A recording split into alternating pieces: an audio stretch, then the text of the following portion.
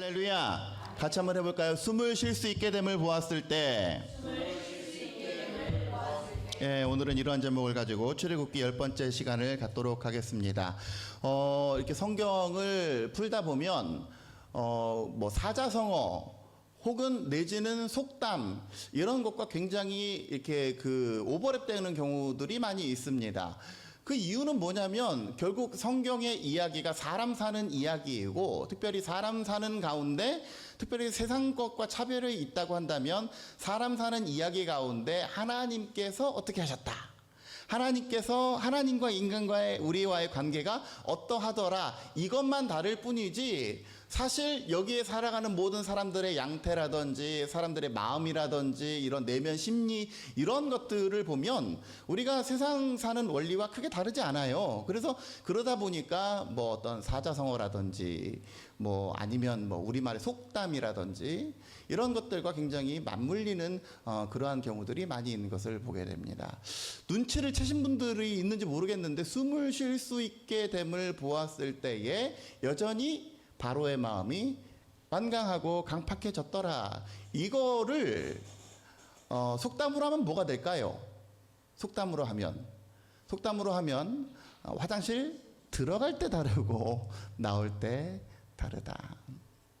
그러니까 이것이 왜 우리나라 속담, 아마 뭐 이게 전 세계적으로 비슷한 류의 속담들이 많이 있을 것인데 제가 뭐 다른 데는 모르겠고, 사람은 화장실 들어갈 때랑 나올 때가 달라요. 특별히 급한 일이 있을 때. 제가 최근에 우리 아들은요, 책을 참 열심히 봅니다. 어디에서 열심히 보냐면 화장실 변기 위에서 열심히 봐요. 근데 변기 위에서 그것도 희한하대 또 앉은 뭐죠? 그 양반다리하고 앉아가지고, 그렇게 하면 나오는지 모르겠는데 양반다리하고 앉아가지고 30분을 봐요. 30분을. 승우야 제발 나와라. 안 나오는 거.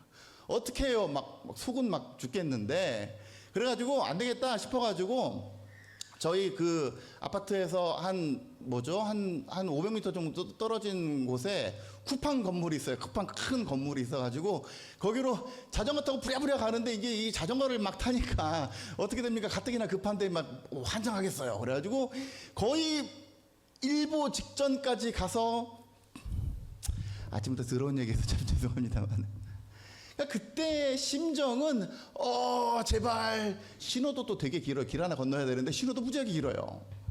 그러니까 그럴 때 사람이 똥줄 탄다 그러지 않습니까? 그래서 제발 이 상황만 해결되면, 이것만 해결되면 내가 하여튼간 뭐든지 하겠습니다, 그런 심정을 가지고 들어가는데 어떻게 돼요?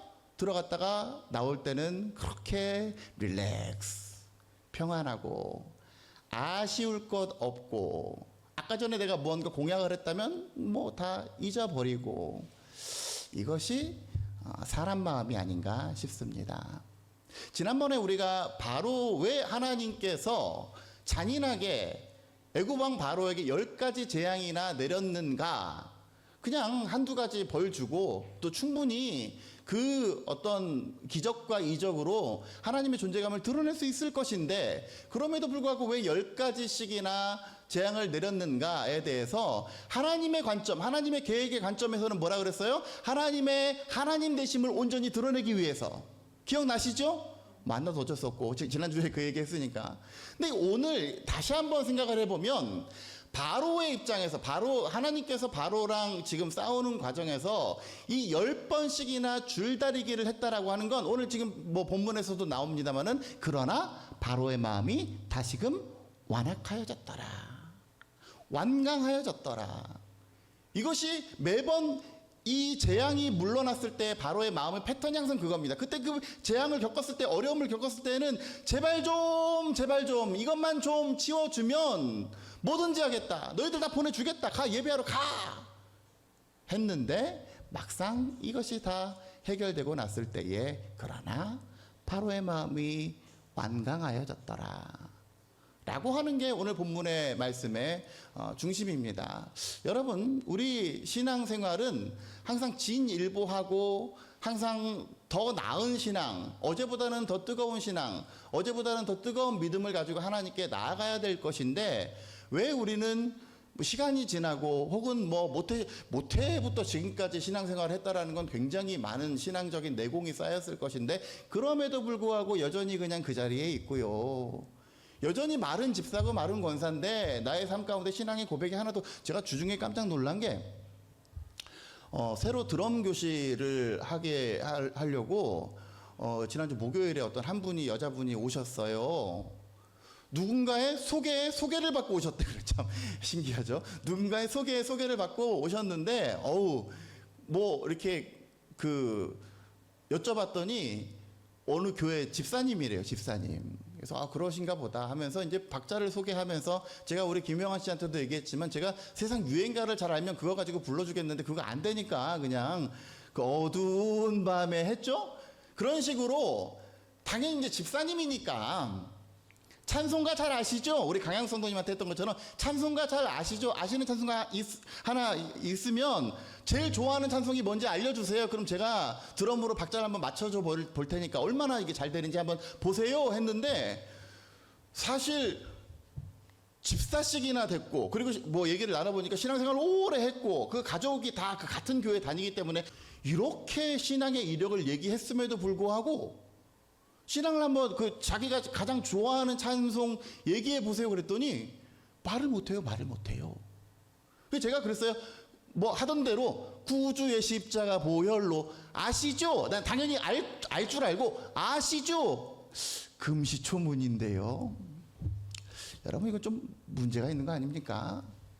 뭐 물론 사람의 기호에 따라 찬송가를 알 수도 있고 복음성가를 알 수도 있고 그렇습니다만은 그 뭘 의미하냐면 내 신앙 가운데 그동안에 열심히 신앙생활이라고 하기는 했지만 내 삶 가운데 진정으로 하나님을 향한 고백이 없었던 거예요. 내 삶 가운데 나중에 죽어서 내가 분향소를 차렸을 때 우리 아버지가 우리 어머니가 가장 좋아하는 찬송이 이것이니 이것을 틀어주세요라고 자녀들이 얘기할 만한 그러한 신앙의 고백이 하나도 없는 거예요. 그러니까 찬송가 뭐 좋아하세요? 그랬더니 몰라요. 복음성가 다 좋죠. 복음성가 다 좋아요. 뭐 저도 복음성가 좋아하니까. 그런데 찬송가에 기반하지 않은 복음성가는 있을 수가 없습니다. 왜? 찬송가는 교회 전통이기 때문에 그래요. 그거를 하나도 모른다라고 하는 건 도대체 우리가 신앙생활을 그동안 어떻게 해왔는지. 그러니까 뭘 의미합니까? 우리의 신앙의 연차가 길어지면 길어질수록 신앙생활이 점점 더 주님 앞으로 열심과 성실함으로 나가야 될 텐데 우리는 그렇지 않을 때가 많이 있는 거예요. 제자리에 머무르거나 아니면 어떤 특정한 이슈가 있을 때보다도 더욱더 뜨뜻미지근해져 버린 마음이 굳어져 버린 그러한 우리들의 모습이 있지는 않은지. 그 이유가 뭐겠습니까? 바로 다름 아닌 우리의 마음이 여전히 완강하여져 있기 때문에 그렇습니다.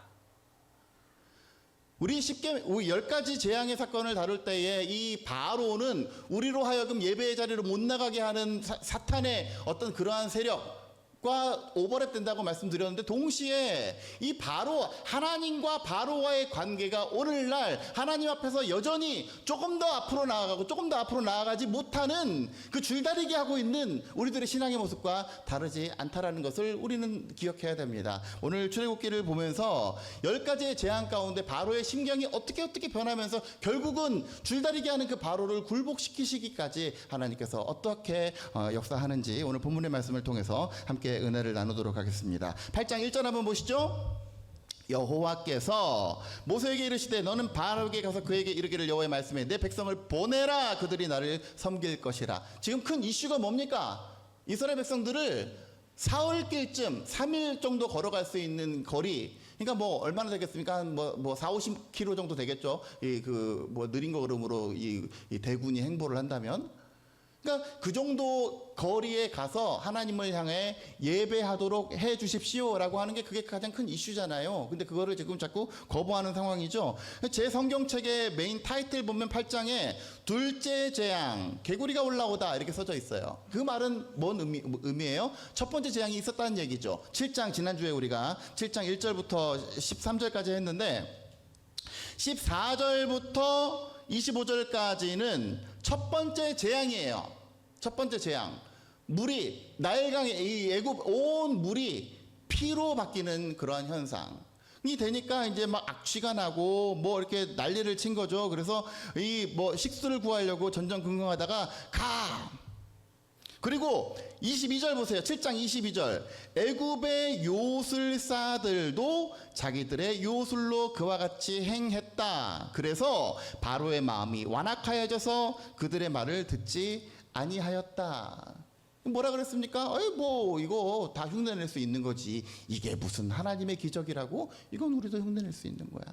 그러니까 첫 번째 재앙이 있기 전에 뭐가 있었어요? 애굽 왕 바로 앞에 선 모세가 지팡이를 던지니까 지팡이가 뱀이 된 거죠. 그죠? 그래서 그 뱀을 애굽의 술객들도 던졌더니 똑같이 뱀이 됐는데 그 아론의 지팡이가 잡아먹은 거예요. 그게 첫 번째 기적이고, 첫째 재앙은 물이 피가 되는 재앙이 첫 번째 재앙입니다. 그러니까 여기까지는 애굽의 요술사들도 흉내낼 수 있었어요. 그리고 두 번째 재앙인 개구리의 재앙까지도 애굽의 요술사들은 흉내내는 것이 가능했습니다. 여러분 나중에 신앙생활 이렇게 처음 하시는 분들 이끄시기 위해서 이 정도 기본 상식은 있어야 되겠죠. 총 10가지의 재앙 중에서 애굽의 요술사들이 흉내낼 수 있었던 재앙은 몇 번째 재앙이에요? 개구리 재앙까지. 두 번째 재앙까지 흉내낼 수 있었고, 셋째 재앙부터는 어이구 안 되네. 하려고 했는데 안 된 거예요. 안 되니까 지난주에 보았죠. 어떻게 됐습니까? 이 애굽의 요술사들의 입에서 야, 이것은 전능하신 하나님께서 하신 것입니다 라고 고백을 하게 되는 거예요. 세 번째 재앙부터 참고로 알아두시기 바랍니다. 자, 어쨌든 8장 2절. 내가 만일 보내기를 거절하면 내가 개구리로 너의 온 땅을 칠 것이라. 첫 번째 재앙이 뭐라고요? 피. 그 다음에 개구리. 이건 좀 알아두세요. 그래서 3절. 개구리가 나일강에서 무수히 생기고 올라와서 네 궁전, 네 짐실, 짐상, 신하의 집, 내 백성, 그러니까 뭐 어디 할 것 없이 삶의 모든 공간, 떡반죽, 심지어 화장실까지 다 들어갈 것이며, 개구리가 너와 내 백성과 내 모든 신하에게 기어오르리라 하셨다 하라. 제가 5월 첫째 주에 아들내미랑 캠핑을 갔는데, 밤에 잠을 자고 이제 아침에 일어나니까 아들이 얼마나 상쾌합니까? 하면서 보니까 풀에 청개구리가 한 마리가 있어요. 그래가지고 저는 얘가 이제 뭐 무서워하니까 보내주자 그랬더니 자꾸 잡아갖고 집에다가 키우재요. 그래서 아니 나는 싫다고 그랬더니 자꾸 잡재. 그래갖고 야 그럼 네가 잡아라 그랬더니 그건 또 싫대요. 그러니까 아빠더러 잡으라고. 나 사실 되게 그런 거 징그러워하고 무서워하는데, 어렸을 때는 많이 잡아봤는데 요즘 또 좀 그래요. 또 어떻게 합니까? 집에 잡아갔죠. 요만한 청개구리인데 밤에 꿈을 꾸는데요, 이 청개구리가 갑자기 엄청 많아지는 거예요. 그래갖고 우리 집 막 사방팔방 뛰어다니면 어떻게 하나. 여러분 그런 거예요. 이 개구리가 만약에 온 집을 다 뒤덮었다고 생각했을 때 이 삶이 유지가 되겠습니까? 영위가 되겠습니까? 난리 그냥 뭐 아비규환인 거죠.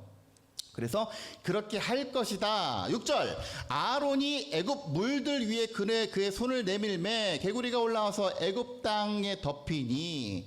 그랬더니 요술사들도 따라한 거죠. 자기 요술대로 그와 같이 행하여 개구리가 애굽 온 땅에 올라오게 하였더라. 근데 사실 이건 따라해서 좋을 게 하나도 없지 않습니까?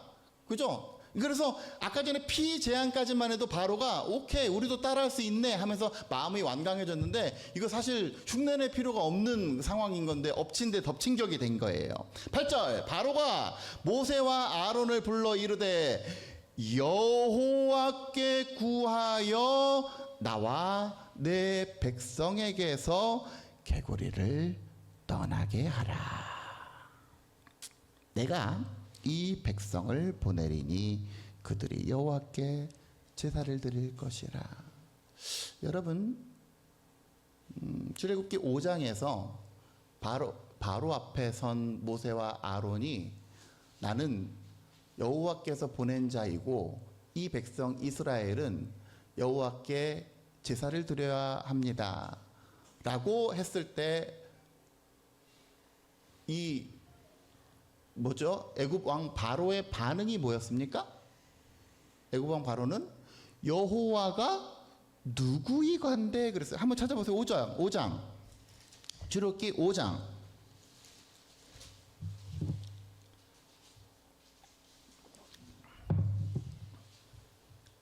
2절 보세요. 2절. 1절에서 내 백성을 보내라 그랬더니 5장 2절 바로가 이르되 여호와가 누구이기에 내가 그의 목소리를 듣겠느냐. 그러니까 뭐예요? 바로는 여호와가 누군지 몰라. 왜? 지난번에 우리 서론할 때 했지 않습니까? 이집트 애굽에는 신들이 많이 있어. 특별히 태양신, 라 이런 신들이 많이 있어. 신. 그리고 그 신을 상징하는 절대 권력자가 누구예요? 파라오예요. 자기가 곧 신이고 자기가 숭배의 대상인데 더부살이 하는 이스라엘 백성들이 와가지고 우리의 신이 있고 우리의 막강한 신이 있으니 그 신을 위해서 예배를 하겠다라고 했을 때 애굽왕 바로가 보인 사건이 이 반응이 뭐예요? 나는 그런 신 알지 못한다. 응? 여호와를 부정한 거죠. 하나님의 존재 자체를 인정하지도 않고 들어보지도 못했고 인정도 안 하고 알지도 못했고. 그런데 어떻게 합니까? 하나님께서 이 재앙들을 통해서 여호와 되심을 알게 하리라. 알게 되잖아요. 그러니까 우리가 읽지 않았지만 7장에서 피의 재앙이 있을 때까지만 해도 이 바로의 입에서 여호와라는 이 단어가 나오질 않았어요. 여호와께 뭐 하라 하지 않았어요. 그런데 이제 개구리의 재앙이 온 땅을 덮고 자기의 침실을 막 창궐하고 이러한 상황이 생기니까 어떻게 합니까? 너희 신에게 구해. 이 말은 무슨 말이에요? 굉장히 믿음 있는 말이에요. 너희 신이 이렇게 한 것 같은데 너희 신에게 구해서 제발 이것을 떠나게 하라. 그러니까 바로는 여호와를 믿지 않는 사람이었지만 동시에 여호와를 믿었어요. 왜? 이거는 하나님만이 하실 수 있는 것이다라고 하는 그런 고백인 거예요. 믿기 시작한 거예요.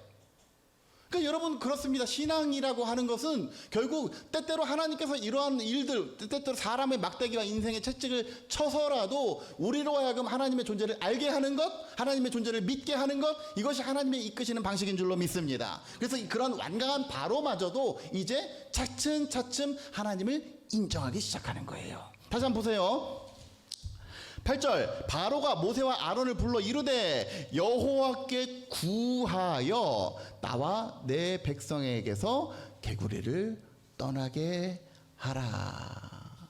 그러니까 제가 어디 산에 올라갈 때마다 제일 한심하고 답답한 게 뭐냐면 나무에다가 뭐 떠놓고 비나이다 이게 도대체 뭔 의미가 있어요?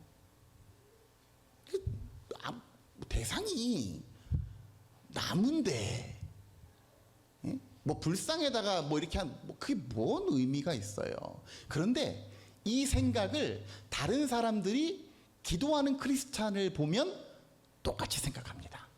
우리가 하나님 앞에 열심히 기도하잖아요. 그러면 믿지 않는 사람들은 어떻게 생각을 하냐면 저게 도대체 뭔 의미가 있어? 하나님의 존재가 없다면, 하나님의 존재를 믿지 않는다면 구한들, 기도한들, 통성으로 막 열심히 막 구한들. 우리 김영환 성도님 그러지 않겠습니까? 하나님 뭐 열심히 기도하는데 자꾸 우리 김영환 성도님은 이분이 하나님이 여기가 하나님인 여기 십자가가 하나님인 줄 알고 와서 막 가끔 인사도 하고 그래요.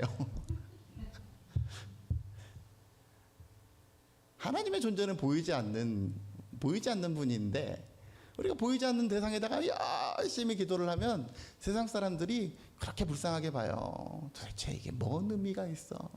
그런데 그 세상 사람인 바로가 여호와께 구하여 떠나게 하라.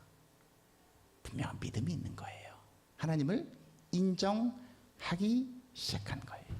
나와 내 백성에게서 개구리를 떠나게 하라. 왜? 하나님의 그런 존재가 될 수 있을 거라고 생각을 하니까 내가 이 백성을 보내리니 그들이 여호와께 제사를 드릴 것이니라. 그러니까 여러분 우리가 하나님 앞에 하나님 앞에 예배할 때에도 하나님을 확신하고 예배드리는 거랑 그냥 아무 의미 없이 예배드리는 거랑 그건 결이 달라요. 이 시간 이 예배를 하나님께서 받으시리라고 확신하는 그 확신의 예배는 마음의 정성도 있고 이것이 하나님과 교제하고 호흡하고 소통하고 이것이 되는데 그냥 아무 의미 없이 그냥 행위만 있고 아무런 예배 대상이 없는 예배, 그러한 예배가 아니라 여러분들 우리가 매 주마다 하나님 앞에 드리는 예배도 마음과 뜻과 힘을 다하여 온전히 살아계신 하나님께 예배할 수 있는 저와 여러분들 되어지시기를 주의 이름으로 간절히 축원합니다. 9절 보세요. 모세가 바로에게 이르되 내가 왕과 왕의 신하와 왕의 백성을 위하여 이 개구리를 왕과 왕궁에서 끊어 나일강에만 있도록 언제 간구하는 것이 좋을는지 내게 분부하소서. 참 이것도 코미디예요. 이거를 언제 떠나가게 할까요? 그럼 여러분들 보통 뭐라고 대답하겠습니까? 그렇죠. 지금 당장 right now 당장 그러지 않겠습니까? 근데 희한하게 10절 그가 이르되 내일이니라. 왜요? 이해가 안 가. 그러니까 주석을 아무리 찾아봐도 이것에 대한 대답이 좀 애매해요. 이해가 안 가. 어쨌든 이해가 안 가는데 정들었나 보죠. 모세가 이르되 왕의 말씀대로 하여 왕에게 우리 하나님 여호와와 같은 이가 없는 줄을 알게 할 것이다. 개구리가 왕과 왕궁과 왕의 신하와 왕의 백성을 떠나서 나일강에만 있으리이다 했더니 모세와 아론이 바로를 떠나 나가서 바로에게 내리신 개구리에 대하여 이렇게 간구하며 여호와께서 모세의 말대로 하셨다. 그랬더니 개구리들이 다 철수를 했다. 다 죽어버렸어요. 그랬더니 사람들이 모아다가 무더기로 싸웠더니 땅에서 냄새 악취가 진동을 한 거예요. 여기까지는 누구나 다 예상할 수 있었는데, 그러나 15절 바로가 숨을 쉴 수 있게 됨을 보았을 때에 그의 마음이 완강하여, 옛날 성경에는 강팍하여 그들의 말을 듣지 아니하였다. 이것은 여호와께서 이미 말씀하신 것과 같았더라. 여러분, 바로가 숨을 쉴 수 있게 됨을 보았을 때에, 이거를 다른 말로 세번역 성경에서는 바로가 한숨을 돌리게 되자, 이렇게 번역이 되어 있어요. 영어 성경에는 그가 구원받게 되자, 이렇게 번역이 되어 있습니다. 그러니까 공경에서 건짐을 받고 이제 좀 한숨 돌릴만 하니까, 이거를 전문 용어로 하면 우리식으로 표현하면 뭡니까? 이제 좀 먹고 살만하니까. 그러니까 먹고 살기 이전에는 주여 나는 주님밖에 없습니다. 제발 내게 역사해 주시고 함께 주시옵소서. 그렇게 간구하는데 모든 것들이 다 떠나갔죠. 철수했죠. 무더기가 막 쌓였죠. 이제 좀 살만해지니까 다시금 우리의 마음이 완악하여 여호와의 말씀을 듣지 아니하였다. 여러분, 이 바로의 그 내용이 두 가지입니다. 거기 보세요. 숨을 쉴 수 있게 됨을 보았을 때에 두 가지 반응이죠. 첫 번째, 마음이 완강하게 되는 거예요. 마음이 완강하게 되니까 모세와 아론이 선포한 하나님의 말씀이 들리지 않는 거예요. 그러니까 뒤집어보면 뭔지 아십니까? 똑같은 말씀이라도 마음이 완강하지 않고 마음이 부드럽고 마음이 받아들일 만한 마음이 되어 있으면 똑같은 말씀이 선포되어져도 그 말씀이 받아들여집니다. 그런데 내 마음에 철벽을 치고 내 마음이 완강해졌을 때는 아무리 주옥같은 사자후를 토할지라도 그 말씀이 들리지 않는 거예요. 그래서 잠언 4장 23절에서 뭐라고 얘기합니까? 모든 지킬 만한 것 중에 더욱 뭐를 지켜라? 내 마음을 지켜라. 왜요? 생명의 근원이 이에서 남이니라. 우리의 마음을, 같은 현상을 바라볼 때에 우리의 마음을 어떻게 컨트롤하는 것이 굉장히 사실 중요합니다. 근데 애석하게도 이스라엘 백성들은, 그리고 오늘을 살아가는 우리들은 자꾸 하나님의 그 은혜를 잊어버릴 때가 많이 있어요. 마음이 딱딱하게 굳어집니다. 여러분, 우리가 모세오경 얘기하는데, 모세오경은 창세기, 출애굽기, 레위기, 민수기, 신명기까지가 모세오경입니다. 이스라엘 백성들이 출애굽하고 광야에서 몇 년 동안 지냈어요? 40년 동안 지냈단 말이에요. 그러니까 40년 동안 지냈다라고 하는 얘기는 뭐냐면, 저기 지금 밖에서 놀고 있는 아이들 3명이 이 정도의 나이가 된 거고, 여기 계신 분들은 이제 역사의 뒤안길로 사라졌거나 아니면 거의 고령에 대해서 이제 뭐 거의 마지막을 준비하는 세대 교체가 된 거예요. 그래서 민수기 다음에 신명기, 여러분 신명기가 뭡니까? 신명기. 자, 우리 박재희 집사님 신명기. 그렇죠. 그 신자가 다시 신자예요. 다시 신자. 명령할 명자. 다시 명령했어요. 이거 왜 다시 명령했어요? 그러니까 신명기의 얘기를 보면 레위기의 얘기와 굉장히 비슷한 부분들이 많이 했던 얘기 또 하고 그러는 거야. 아이고 읽기 진짜 힘들어요. 레위기도 읽기 힘든데 신명기는 읽기 더 힘들어. 왜? 했던 얘기 또 하고 하니까. 근데 왜 그럴까요? 그 이유가 바로 세대 교체에 있습니다. 이스라엘 백성들이 광야 생활 40년 하면서 세대가 바뀌었다 그랬죠. 아버지 세대로부터 들은 얘기는 있지만 그 불기둥으로 구름기둥으로 인도했던 그 하나님, 홍해를 갈랐던 그 하나님을 그들은 잊어버린 거예요. 그들은 기억을 하지 못하는 거예요. 그들은 마음이 무뎌진 거예요. 그래서 이스라엘 백성들 가운데 다시 명령해서 다시 한번 상기시켜 주어서 나 여호와는 이런 분이고 너희가 이제 앞으로 장차 들어갈 약속의 땅 가나안에서 이러이러한 삶을 살아야 된다라고 말씀한 그 내용이 바로 신명기입니다. 여러분 신명기 8장 한번 보시면 오늘 우리가 하나님의 사람으로 살면서 숨을 쉴 수 있게 됨을 보았을 때에 그럼에도 불구하고 여전히 하나님을 의지할 줄 아느냐, 아니면 좀 먹고 살만하니까 하나님을 등져버리느냐, 이러한 우리의 삶 가운데 하나님께서 말씀하시는 바 포인트가 분명히 나와 있습니다. 신명기 8장 한번 보시죠. 275페이지 275페이지 구약 신명기 8장 11절. 내가 오늘 내게 명하는 여호와의 명령과 법도와 규례를 지키지 아니하고 내 하나님 여호와를 잊어버리지 않도록 삼갈지어다. 네가 먹어서 배부르고 아름다운 집을 짓고 거주하게 되며 또 내 소와 양이 번성하여 내 은금이 증식되며 내 소유가 다 풍부하게 될 때에, 이거를 간추려서 전문용어로 하면 뭐예요? 먹고 살만해질 때에. 먹고 살만해지면 14절 내 마음에 뭐가 찾아와요? 교만이 찾아와요.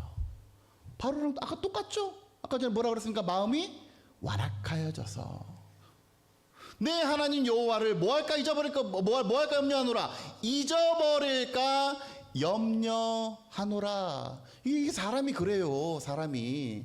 이 목사가 그러고 여기 계신 여러분들이 하나님과의 관계, 사람과의 관계가 그래요. 은혜를 누렸을 때는 뭔가 어려움이 있어서 하나님께 구해서 하나님께서 은혜를 베풀어 주셨을 때는 그렇게 감사했는데 조금 지나 보니까 이게 하나님의 은혜인가? 아니면 그냥 내가 수고했으니까 얻어지는 그런 건가? 헷갈릴 때가 있다니까요. 보세요. 여호와는 너를 애굽 땅 종되었던 집에서 이끌어내셨고 너를 인도하여 그 광대하고 위험한 광야 곧 불뱀과 전갈이 있고 물이 없는 건조한 땅을 지나게 하셨으며 또 너를 위하여 단단한 반석에서 물을 내셨으며, 제가 저기 가봤다 그랬잖아요. 광야 제일 관건은 물을 얻는 거예요. 진짜 없어. 아무것도 없어요. 네? 그 많은 이스라엘 백성들, 보병들, 군인들만 60만 3,550명, 총 합쳐서 한 200만 정도 되는 이 사람들이 식수가 없으면 진짜 광야 생활은 끝장이에요. 끝장. 근데 40년 동안 광야에서 거주했다? 이건 사실상 설명할 길이 없는 그런 거예요. 근데 설명을 하잖아요. 뭐라고 합니까? 단단한 반석에서 물을 내셨다. 이거밖에는 없어요. 할 수 있는 게. 자, 진짜 가봤다니까요. 없어요. 물을 얻기가 너무 힘든 곳이에요. 그곳은. 16절 내 조상들도 알지 못하던 만나를 광야에서 내게 먹이셨나니. 그러니까 먹을 것도 마찬가지로 광야에 먹을 게 어디 있어. 심을 게 없는데. 예? 보이는 건 다 흙밖에 없고, 예? 빨간 흙 있고 황토색 흙 있고 그런 흙밖에 없는데 거기서 뭘 먹고 삽니까? 그 많은 사람들이 200만이나 되는 그러한 사람들이 도대체 뭘 먹고 산단 말이에요.